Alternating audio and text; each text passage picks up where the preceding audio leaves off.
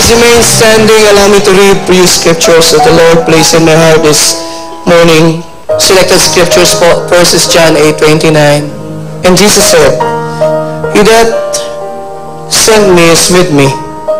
The Father hath not let me alone.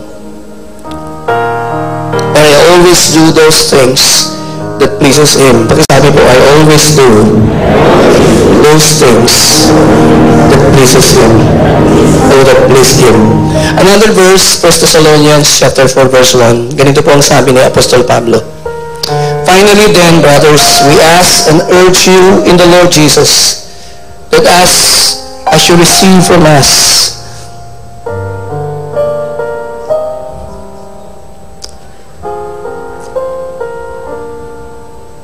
how you ought to walk to please God, just as you are doing, but do so more and more. Another verse, the last verse that I would like to read, Ephesians 5:9 and 10. For the fruit of the light consists of all goodness, righteousness, and truth, and find out what pleases the Lord. Pakisabi po sa katabi mo, find out what pleases the Lord. Bigyan po natin ang malakas na palakpakan tayo na. The presence of the Lord is in this place. Oh, praise the Lord. You may be seated. Ngayon po umaga, we start a new series entitled Pleasing God. Pakisabi po, Pleasing God. Naniniwala po ako, lahat ng nagmamahal sa Diyos, yun ang laman ng puso. Gusto nating malugod ang Diyos sa atin. Say Amen. So my sermon thesis for this morning, living to please God, should be the goal of every Christian. Ito po dapat ang nilulunggati, ninanais, minimithi ng isang totoong mananampalataya. Kung tayo po'y totoong mananampalataya at wala yung desire to please God, magtanong tayo. Because I always believe if we do really love God, the desire to please God ay nasa puso po natin. In 1 Thessalonians chapter 4 verse 1, pakisabi po, brothers.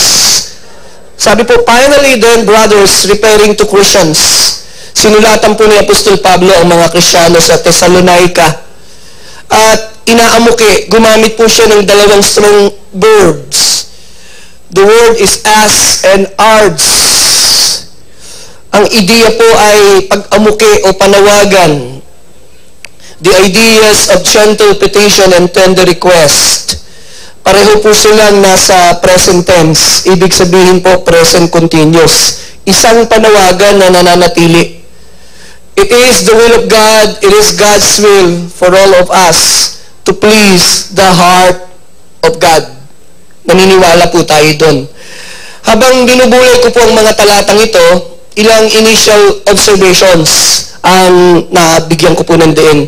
Una, there is a repeated appeal in the New Testament regarding pleasing God. Napansin ko po, while I'm reading maraming mga talata po sa Bible, especially the epistles of Apostle Paul, again and again, the author often encouraged Christian believers to please God in what they do. Allow me to read few verses. Ephesians 5:10, binasa ko po. Sabi po, try to discern what is pleasing to the Lord. Find out what pleases the Lord.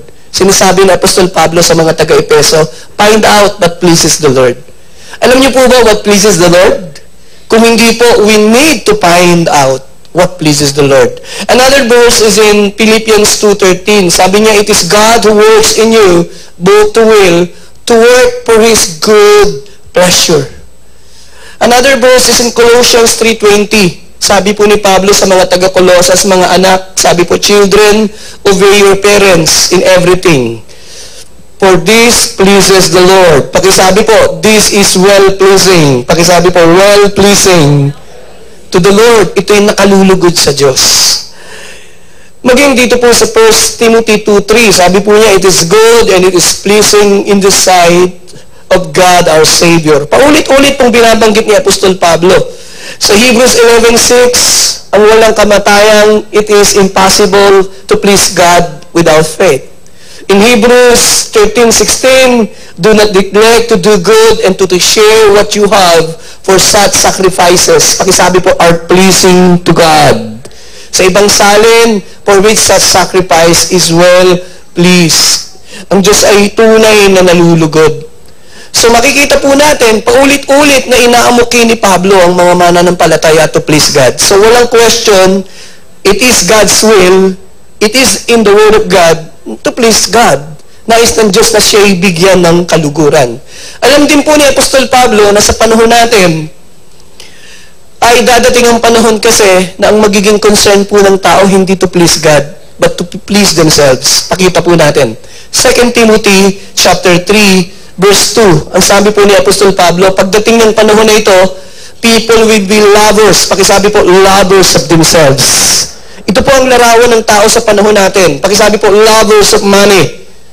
Pumapatay, nagbibenta ng sarili para lang kumita. Narito na po tayo. Pagdating po sa verse 4, ang sabi po ni Pablo, tatalon lang ako, treacherous, rash, conceited. Pakisabi po, lovers of pleasure.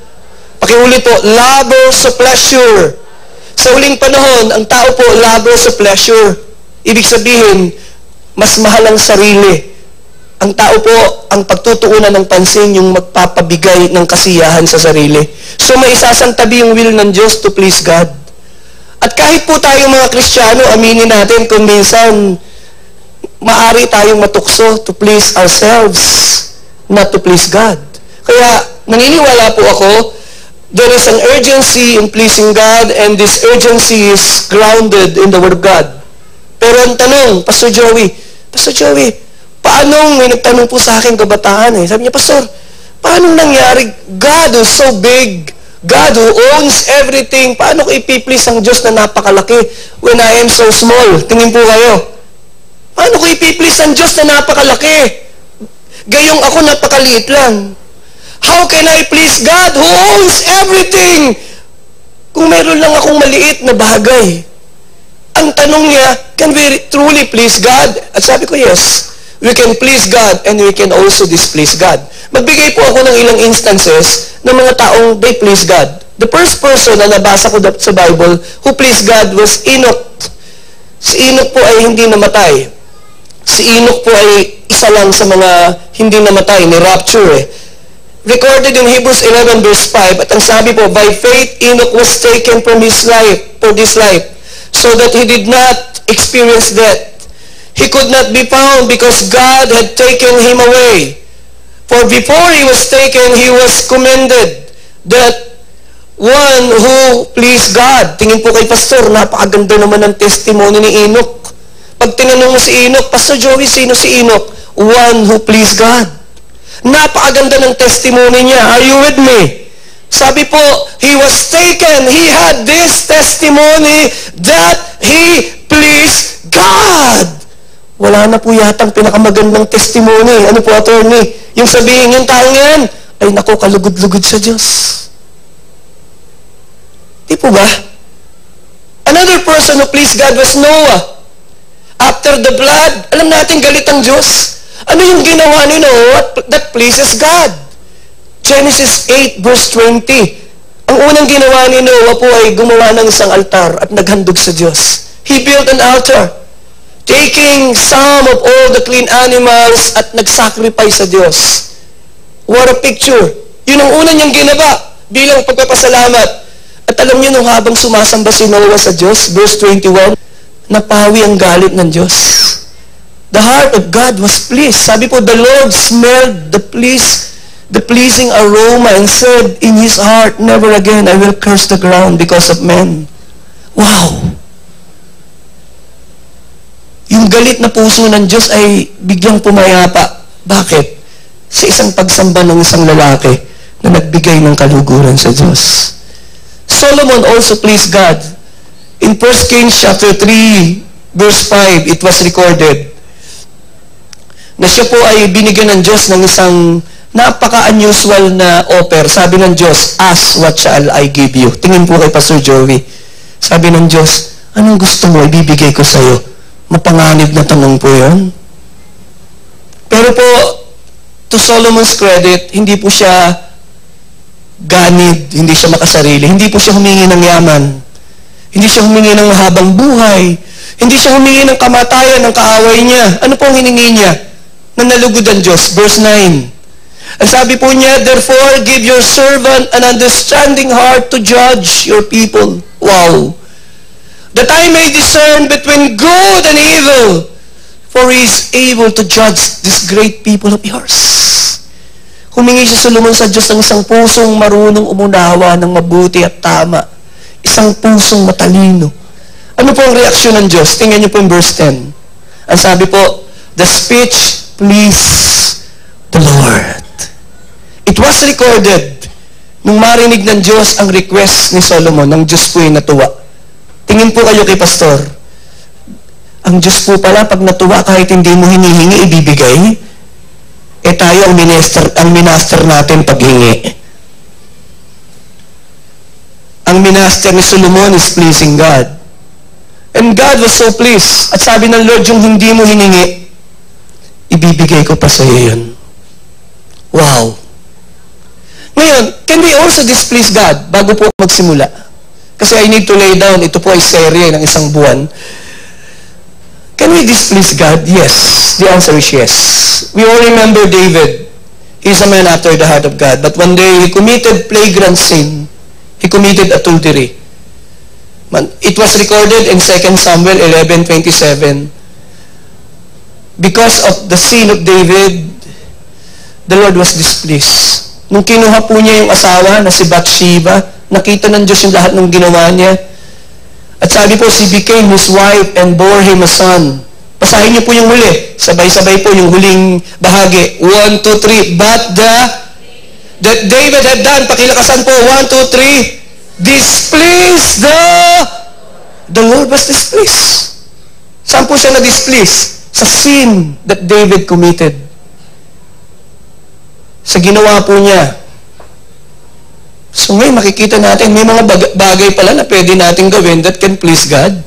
At may mga bagay palang pwede natin gawin that can displease God. Another example, Malachi chapter 1 verse 10. The Lord was so displeased the way they worship God.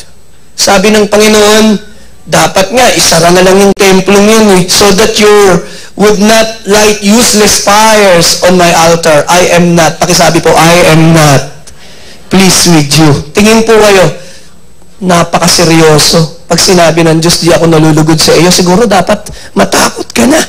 Sabi ng Lord sa mga priest na to, I am not pleased with you.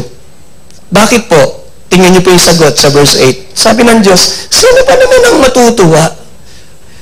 In verse 8, God said, hinandugan niyo ako ng mga bulag na mga handog. Malachi 1 verse 8. When you bring blind animals for sacrifice, is that not wrong? Sabi ng Lord, na maghandog kayo ng bulag na mga animals. Nung maghandog kayo ng crippled animals, hindi ba mali yun? At tapos gusto niyo akong matuwa? Sabi ng Lord, nandun yung matataba at magagandang tupa niyo. Hindi niyo inihandog sa akin. Tingin po kayo kay Pastor. Alam niyo po, minsan we displease God. Minsan ang ibinibigay natin sa Diyos yung tira-tira. Tira-tirang oras, tira-tirang lakas. Kung kailan available, saka magsasamba. Kung kailan meron, saka magbibigay. No. Hindi niyo po kailangan maghintay munang pagpalain bago magbigay. Magbigay ka muna and you'll be blessed. Say amen. Sometimes, ang dami nating kondisyones at nakikita tayo ng Diyos. And we displease God. Simulan po natin. 3 bagay lang pong bibigyan ko ng lundo.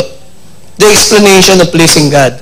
After saying all these things, masasabi ko po that when we talk about pleasing God is a distinguishing character of Christ. Say it, character of Christ.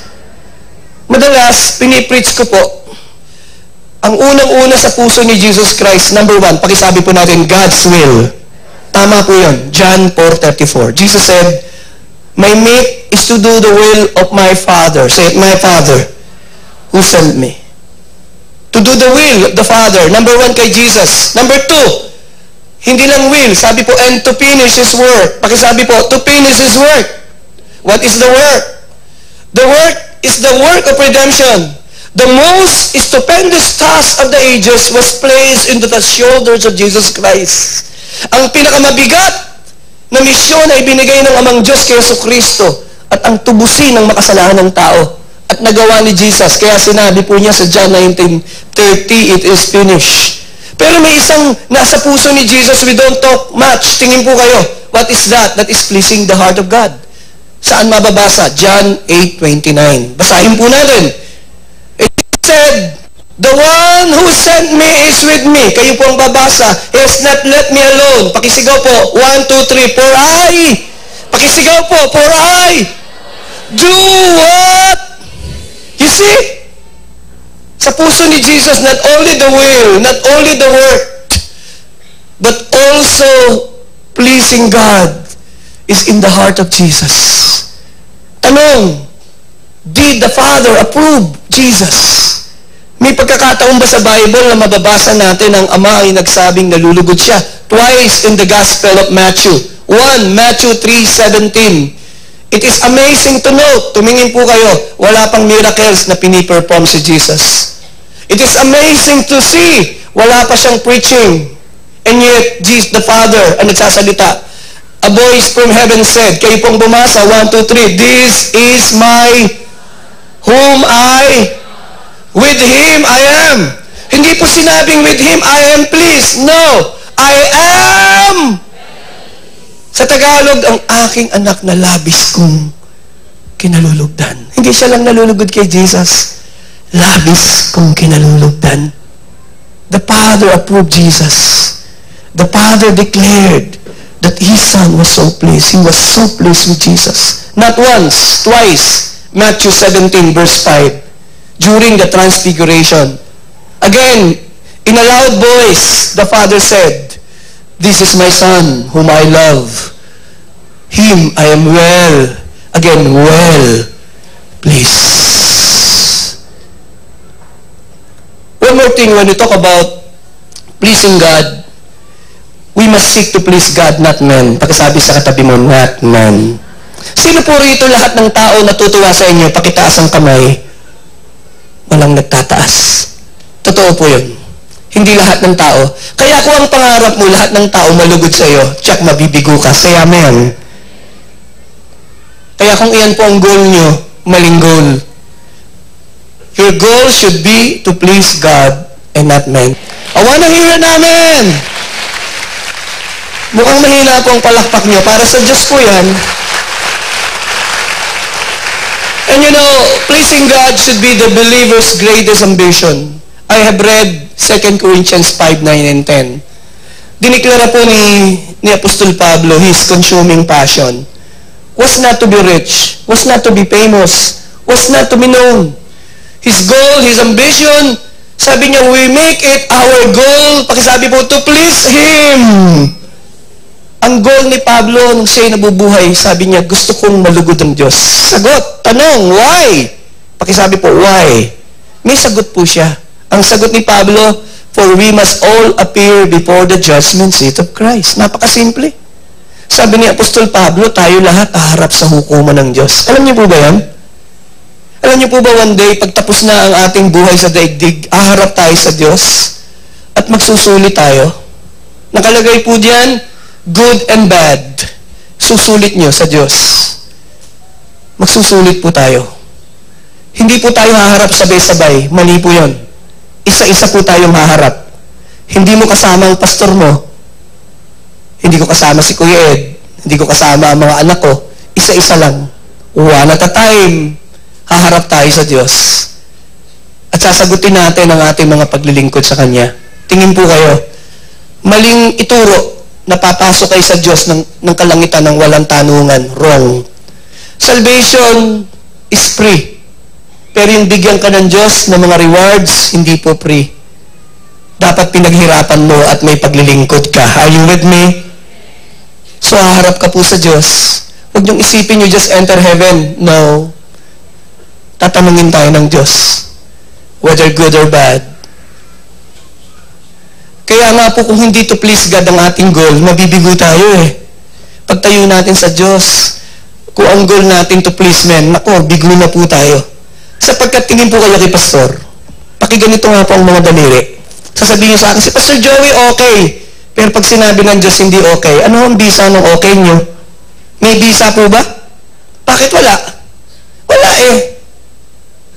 walang bisa, kahit 1,000 tao at sabihin, nag-like ng post mo. Nilike siya ng 1,000, 2,000, naka 1,000,000 ka pa. Pag sinabi ng Diyos hindi okay, wala pong bisa, right? Bakit? What matters?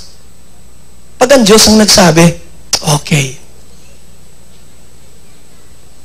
Pag sinabi ng Diyos, you are okay, then you are okay. Now, why we need to please God? 3 things. The appeal to please God. Because pleasing God is the first purpose of your life. Ito ang unang dahilan bakit tayo nilalang ng Diyos. Paulit-ulit po yan. Marami tayong awit. I was made to praise you. I was made to glorify. Paulit-ulit po yan sa ating church. Aral tayo. Tinuro sa atin. Nilalang tayo ng Diyos para sa Kanya. May kanta pa tayo, ako'y nilikha sadyang. Alam natin hindi naman bago to Lahat ng iaalay sa'yo ang iyong kaluguran ng siyang. Tingnan niyo po, hindi naman bago yung teaching This is not a new teaching. Inaawit natin ito. I'm just trying to reiterate. Nais ko lamang ipaalala. Nilalang tayo ng Diyos para magbigay lugod sa Kanya. In Revelation chapter 4:11, nakalagay po doon, we're created. All things were created for His pleasure. Lahat ng bagay ay inilalang ng Diyos para sa Kanyang kaluguran. Isaiah 43:7, everyone that is called by my name, for I have created him for my glory. Say it, for my glory. Pakisabi po, I have formed him. I have made him, again, for my glory. Nilalang ako ng Diyos. Kaya po, tumingin po kayo, kapag ang buhay natin, hindi natin ginamit para magbigay kaluwalhatian at lugod sa Diyos, tingnan niyo po, malungkot tayo. Hulaan ko po kayo kung kailan kayo pinakamalungkot. Alam na alam ko po yan Ang pinakamalungkot na panahon ng buhay ko, pag alam kong hindi ko nagagawa ang kalooban ng Diyos. How about you? Di ba ang lungkot niyo? Pero pag nagagawa niyo ang gusto ng Diyos, masaya po ba kayo? Say amen. Then I na-realize ko tuloy, ang totoong nagpapasaya sa Diyos ay siyang nagpapasaya sa akin. Say amen. I realize, pag ang Diyos ay masaya, masaya rin ako. Sasabihin sa'yo ng mga magulang mo, kung saan ka masaya, anak, masaya rin ako. Pero gusto kong sabihin, pag masaya ang Diyos, alam kong masaya ako. Hindi po killjoy ang Diyos. Pag ang Diyos ay napasaya mo, mararamdaman mo na masaya ka din.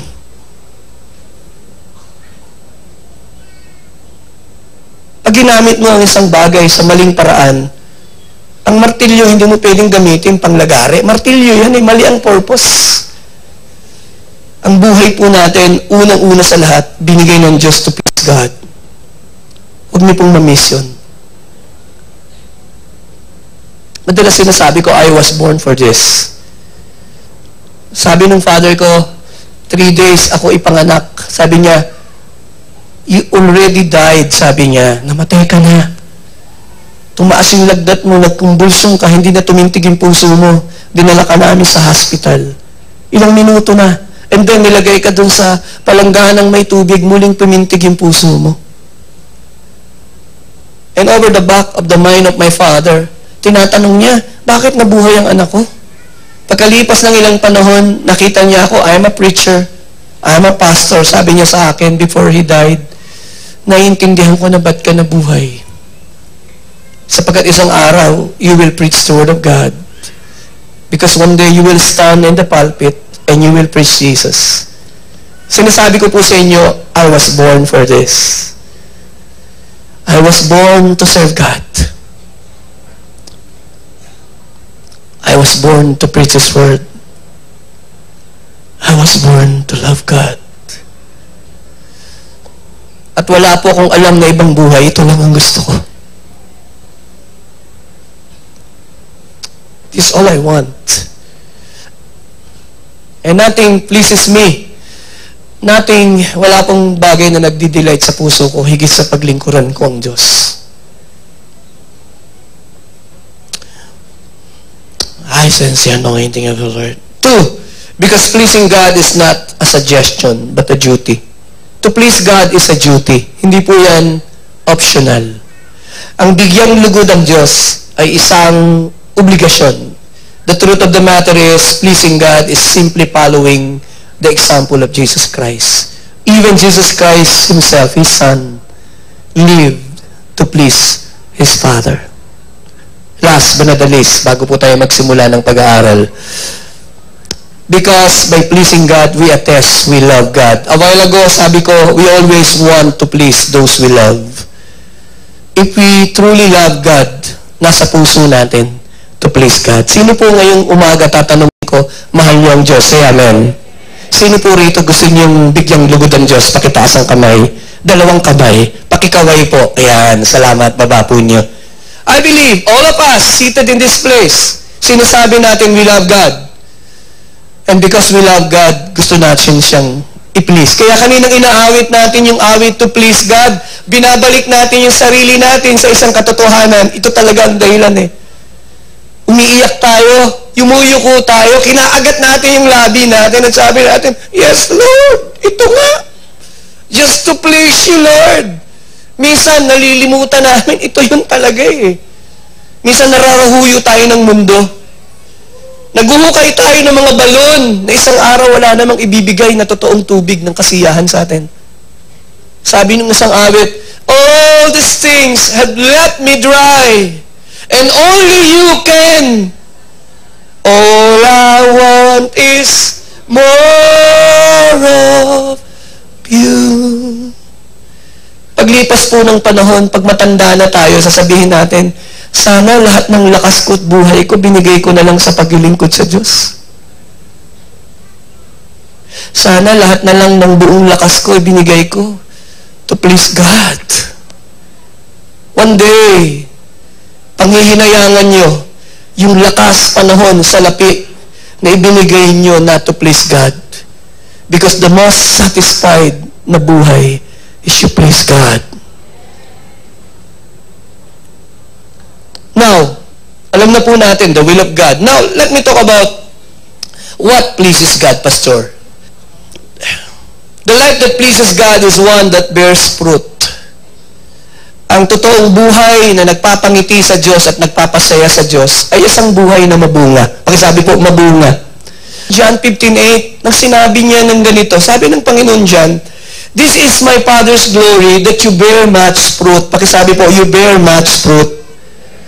Ang Ama ay lubos na napararangalan pag namumunga tayo ng marami. Anong bunga? 1, pakisabi po, fruit of repentance. Natutuwa po ang Diyos pag nakikita ng Diyos na tayo, hindi natin kagalakan na mabuhay sa kasalanan at mabuhay ng mali. Nalulugod po ang Diyos na makita na lumalayo tayo sa kasalanan. Are you there? Nalulugod po ang Diyos na nakikita na mumunga tayo ng fruit of the Spirit. Say it, fruit of the Spirit. Pakisabi po, love. Pakisabi po sa katabi mo, joy, peace. Pakisabi po, kindness, goodness, faithfulness. Tanong, nakikita niyo po ba yan sa sarili niyo? Tingnan niyo yung katabi mo, nakikita mo ba yung love? Oo, Pastor, love kasi yung pangalan niya eh. How about joy? Joy din yung pangalan. O, di nakadalawa na. How about kindness? How about goodness? Whether we like it or not, naghahanap ang Diyos ng bunga. At masaya po siya kapag nakita niya sa atin yun. One more thing, the fruit ng mga kaluluwa. When was the last time nag-win ka ng isang kaluluwa kay Jesus?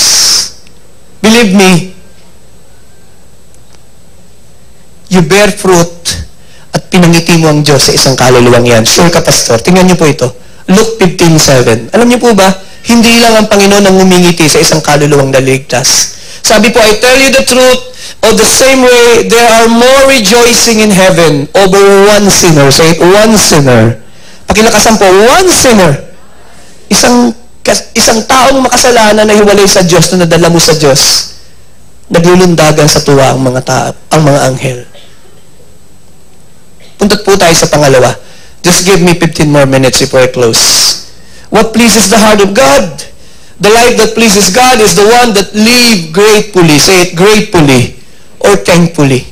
Wala pong nagpapangiti sa Diyos kundi kapag tiningnan tayo ng Diyos, marunong tayong magpasalamat. Last Sunday po, I was given a chance to visit the Richmond Hospital. Nag-minister po ako doon sa mga nasa hospital. Mga operahan, I was there. Kasama ko po yung misis ko. At habang tinitingnan ko po yung mga may sakit sa ospital, tingin po kayo kay Pastor Joey, isang bagay lang ang pumasok sa isip ko. Sabi ko, Lord, salamat. Hindi ako nakahiga sa isa man sa higaan sa ospital na ito. Salamat, Lord, dahil hindi ako dinadalaw, ako dumadalaw. Salamat, Lord, dahil ako ang nagpipray sa may sakit, hindi ako ang pinagpipray. Are you there? Ilan po sa inyo ngayong umaga pagkagising nyo, salamat sa Diyos dahil malusog at malakas kayo? Ilan po sa inyo, you are glad that you're in this place and you can worship with your family? Say amen. Say amen. Isa sa pinakamalaking kasalanan na pwedeng nasa puso natin, nababaliwala natin ang maliliit na pagpapala. Sabi ni David, bless the Lord and forget not His benefits. Ang daming mga pagpapala na kahit dali nating makalimutan. Kaya sabi ni Pablo, paulit-ulit sa kanyang epistles, sa 1 Thessalonians 5:18, sabi niya, be thankful in all. Pakisabi po, in all circumstances. Why? Because a thankful heart, a grateful heart, pleases the heart of God. Sabi niya, always giving thanks to God. Naniniwala po ako, maging sa gitna ng bagyo, may desisyon tayo. Pwede tayong magpuri o magreklamo. Are you with me? Gising po ba kayo? You know, the devil assured God, but the moment God took away everything that Job has, Job will curse God to his face. Are you with me? But the devil was wrong. Job 1, chapter 120, Job kneel down and worship God. Hindi ko po alam ang circumstance nyo, pero isang natitiyak ko, sa biyaya ng Diyos, kaya mo umawit at sumamba kung gugustuhin mo.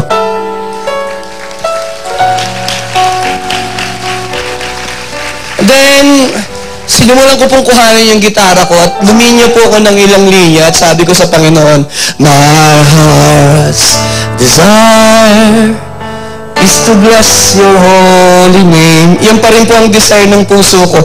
My heart's desire is to lift you up. Ito po yung catch ng awit. Napakasimple at sabi ko sa kanya, yes, Lord, even in the times of troubles, and even in the times of trials, my heart's desire. Look at me. Ang dami pong lumapit sa akin. Sabi niya, Pastor, that song ministered to me. Sabi ko, that song ministered to you because hindi yan basta ipinanganak. Ipinanganak yan sa isang karanasan. And that is my experience. I pray today while you're listening to me, some of you are crying, I can see. Some of you are in tears.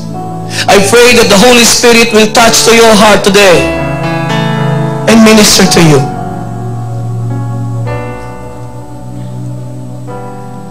It is a decision to rejoice. It is a decision to be thankful. Say amen.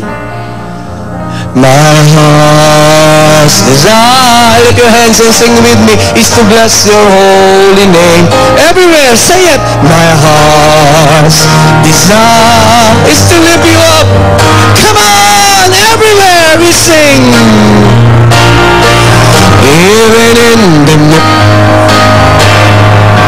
Even in the times of trials, my heart's desire is to bless your holy name. Sa bagyo at sa problema, Panginoon, sa bagyo at sa problema, sa galat at sa pag-asa, nais ko'y purihin ka, Jesus. Kayo lamang po. Sa bagyo at Father God, I pray that right now, Lord, ilalagay mo sa puso namin ang awit at pagsamba. Minsan po, baba po natin ang ating kamay. Minsan, nawawala yung ating awit. Let me move on. The life that pleases God The life that pleases God is a life not only when we live gratefully. The life that pleases God is one that yearns to know God. Say it, yearns to know God. Mahalaga po sa Diyos ang paglago. Pakisabi sa katabi mo, growth is important to God. In 2 Peter 3:18, ang sabi po ni Peter doon, but grow in grace. Pakisabi po sa katabi mo, grow in the knowledge of the Lord. Yun po ang problema eh. Nakontento na tayo. Hindi na tayo lumago sa kaalaman sa Panginoon. Si Pablo po, he served the Lord for many years. Nakasulat po siya ng maraming epistles. Pioneer church planter si Apostol Pablo. At the end of his life, sinasabi niya, I want to know Christ more. Nothing pleases God than the desire to know Him more. Panginoon, gusto pa kitang makilala. Lord, I want to know You more, Lord. All Christians have an obligation to increase their knowledge and understanding. Lahat po tayo, meron po tayong obligasyon. Minsan, nakalimutan natin, hindi tayo lalago accidentally. Kailangan po ang paglago intentionally. Panginoon, gusto ko pang lumago. I want to know You more. I want to know You more, Lord. Gusto ko pang lumago. Pangapat po, the life that pleases God is one that live in faith. Pakisabi po, live in faith. Ano ang nagpapangiti sa Diyos? Pakisabi po natin, faith. Ulitin po natin, faith. Ang nagpapangiti sa Diyos at nagpapasaya sa Diyos ay pag tiningnan Kanya, tingin po kayo, at nakita ng Diyos na lubos kang nagtitiwala sa Kanya. Hebrews 11:6, paborito ni Kuya Ed, it is impossible, sabi po, impossible to please God without. Sa Bible ba, may mga taong they please God? Marami po. But let me give one. In Matthew 8, the story of the centurion. And the centurion approached Jesus and he begged Jesus to heal his servant. And Jesus replied and tell him, I will go. I will come and heal your servant. But Jesus said, sabi ng centurion, no Lord, I am not worthy for you to come under my roof. Just give the word, Lord. Panginoon, sabihin mo lang yung salita and my servant will be healed. Tingin po kayo, what a faith. Sabi niya, Lord, hindi mo kailangan pumunta sa bahay ko. Sabihin mo lang, gagaling alipin ko. I would like you to see the reaction of Jesus. When Jesus heard this, He was marveled. Namanga si Jesus. Na-excite si Jesus at sabi niya, Lord, sa mga sumusunod sa Kanya, I say to you, I have not found such great faith in Israel. Tingin po kayo kay Pastor. When was the last time na ipinakita niyo sa Diyos na nagtitiwala kayo sa Kanya? Maski sa gitna ng inyong problema. Sa gitna ng inyong mga bagyo, when was the last time nakita ng Diyos yung faith na yun at sinabi mo, Lord, magtitiwala po ako sa inyo. Alam ko pong may magagawa ka sa circumstansyang ito. Nothing pleases God more than faith in Him. Kaya nga po, pag pumapasok ako rito, natatawa yung iba eh. Ulitin ko, Marlon, yung pasok ko lang. Di po ba? Bakit ako pumapasok ng ganito? Gusto ko po may faith kayo eh. Marlon, di po ba? Sasabihin ko sa inyo.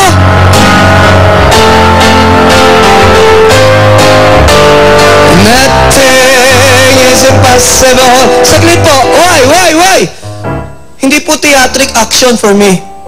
Gusto ko pong mag-create ng atmosphere of faith. Gusto ko pong maniwala kayo na walang imposible sa Diyos at may magagawa ang ating Diyos. Say Amen! Shout Amen! Then put your trust in God alone and rest upon. Lift your hands everywhere for everything, yes, everything is possible with God. Shout hallelujah!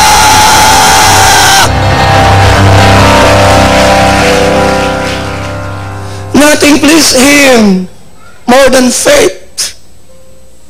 And nothing hurts God more than unbelief. Walang nakakasakit sa Diyos mahigit sa kawalan ng iyong pagtitiwala sa Kanya. 5, 6, 7, and I close. The life that pleases God is one that lives for God's glory. Say, God's glory.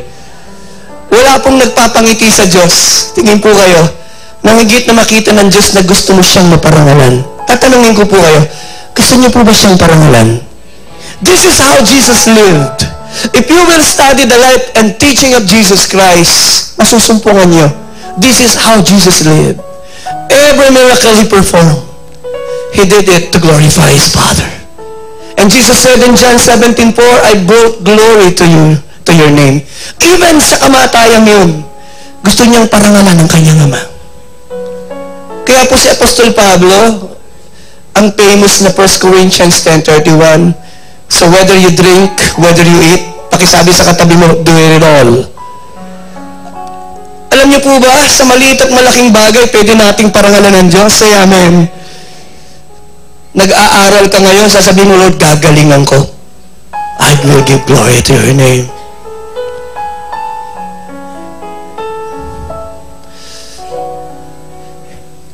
Gusto mo siyang parangalan. Ngumingiti ang Diyos pag nakita niya yung desire mo to please Him. Kaya sabi po, gusto ko po yung amit na to eh. So let me live my life. Gusto ko po, ang title ng kanta, hindi po to God be the glory. Ang title ng kanta, my tribute. Kaya lang naging, siguro yung koro, ganun talaga tayo. Sing with me. So let me live. Ganda po. Let it be. Gusto ko po ito. And should I gain? Gusto ko pong ituro niyo ang inyong kamay sa kaitaasan at sasabihin niyo, let it go to Calvary. One more time. So let me live my life. Panginoon, let it be pleasing. Let it be pleasing, Lord, today. And should I gain any praise, hallelujah, let it go. The people of God to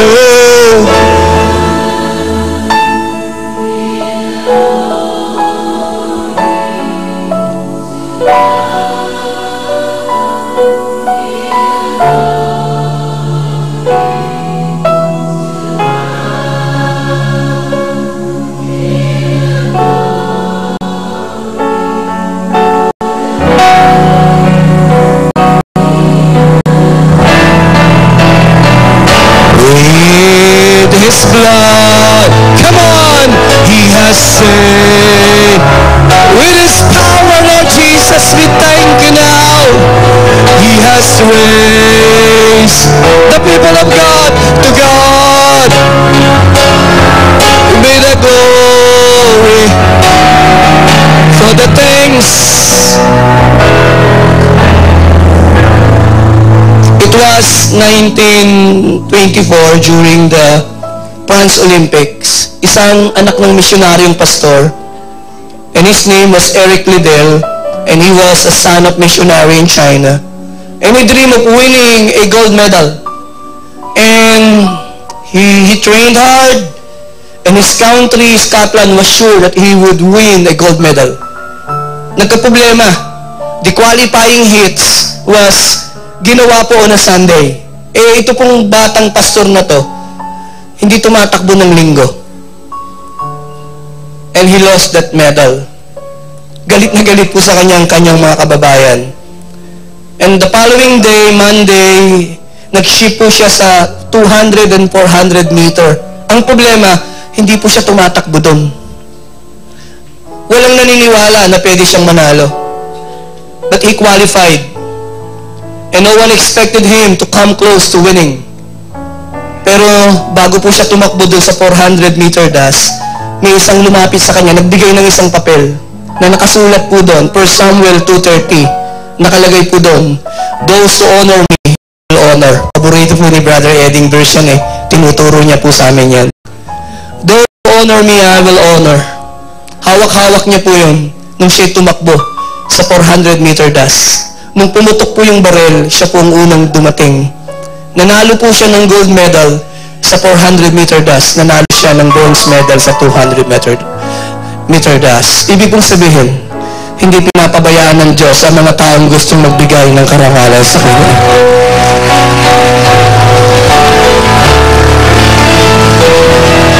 To God be the glory for the things He has done. So let me live my life. Let it be pleasing, Lord.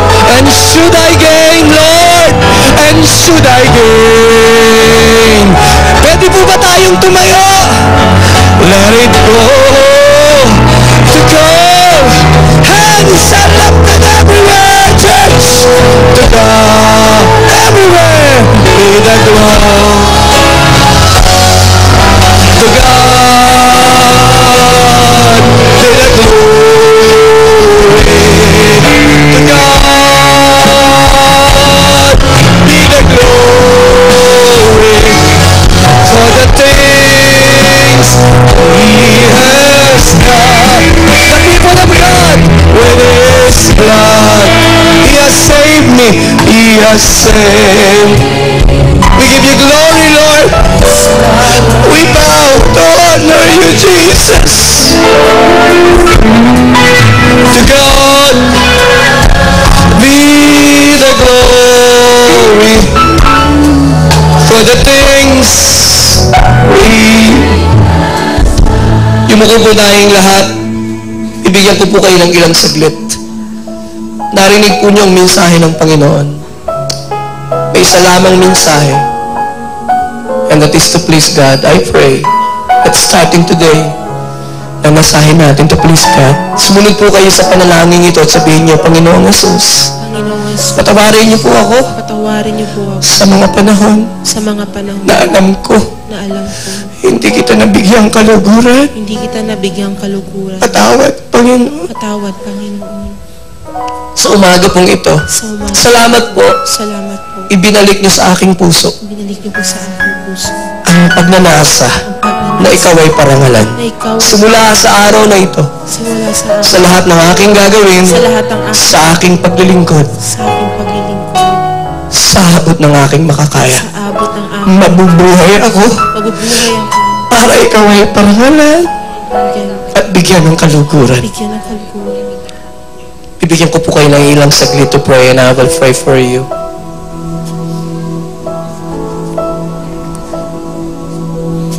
Father God, pakitaas po ang kamay.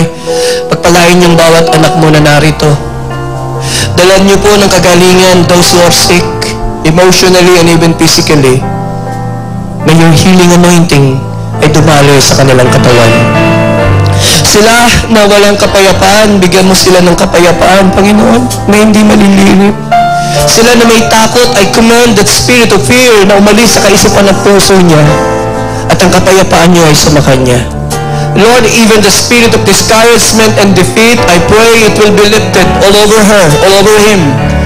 I pray that today, faith will rise in her heart, Lord. Panginoon, pagkaisahin mo ang kanyang sambahayan. Salamat po sa araw na to. Tinatanggap po namin ang hamon ng inyong salita.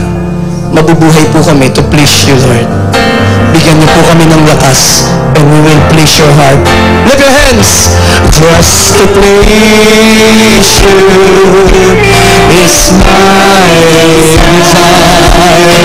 To offer and all my praise you inspire. And though there are times and I'm faithful to you, I'll not remember that I love you. Still my desire, Lord. Lord, I live to serve you, the congregation. Lord, I live to serve. Pwede po ba? We join our hands together as a family, as a church. Ito po ang ating desire. Come on! Make my whole life, make my whole life obedient and true, holy and acceptable. One more time, Lord, I live to serve you. Lord, come on, louder. Lord, I live to serve you. And I'll give you the best, and I'll give you in everything I do. Make my whole life, make my obedient and true love, holy and acceptable. The congregation with passion, come on, just to praise you. Come on, church.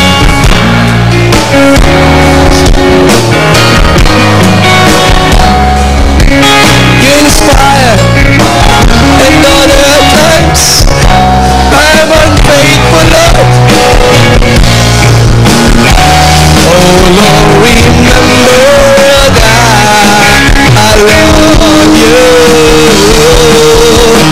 Serve as artist. Louder, please. Just to praise.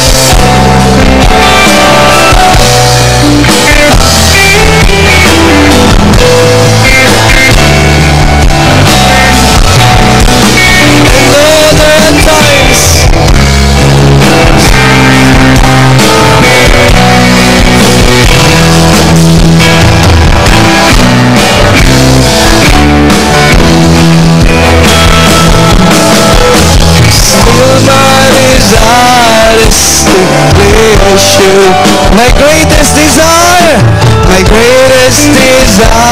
is pag-itaas po ang kamay at sabihin niyo, my only desire is to please you. Lift your hands please, Father. Bless your people.